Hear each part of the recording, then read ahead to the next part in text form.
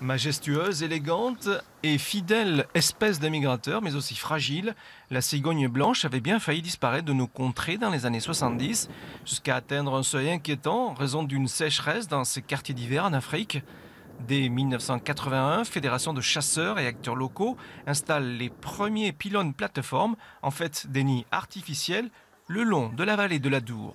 On est situé pile poil sur une des veines de migration importantes, donc dans la partie de l'Adour, de la vallée de l'Adour, où on trouve les milieux les plus intéressants, c'est-à-dire entre autres les prairies humides des Barthes. Les Barthes, ces prairies inondables et nourricières pour ces voraces et chassiers, des cigognes séduites par ces contrées accueillantes.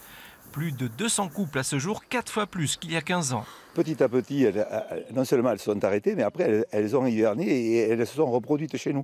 Donc après elles ont créé des nids là où ça semblait judicieux, mais ce n'était pas judicieux pour l'être humain, puisqu'elles ont investi les caténaires sur la voie ferrée, elles ont investi les poteaux électriques. Pour préserver ces belles cigognes, mais aussi se prémunir des coupures de courant causées par des nids pesant presque une demi-tonne, Enedis installe régulièrement de belles plateformes comme celle-ci. L'idée, c'est en fait de déplacer tout simplement le nid, de créer des plateformes de ce type-là pour que la cigogne se déplace. Et puis, on installe en fait une sorte de girouette à l'endroit parce qu'elles sont fidèles, ces cigognes. On installe donc une sorte de girouette qui, avec le vent, tourne pour éviter qu'elles reviennent au même endroit. Prochain chantier, dès l'année prochaine, pour la Fédération de chasseurs des Landes, en première ligne dans la gestion des prairies humides, déplacer ces nids de cigognes sur le réseau ferroviaire.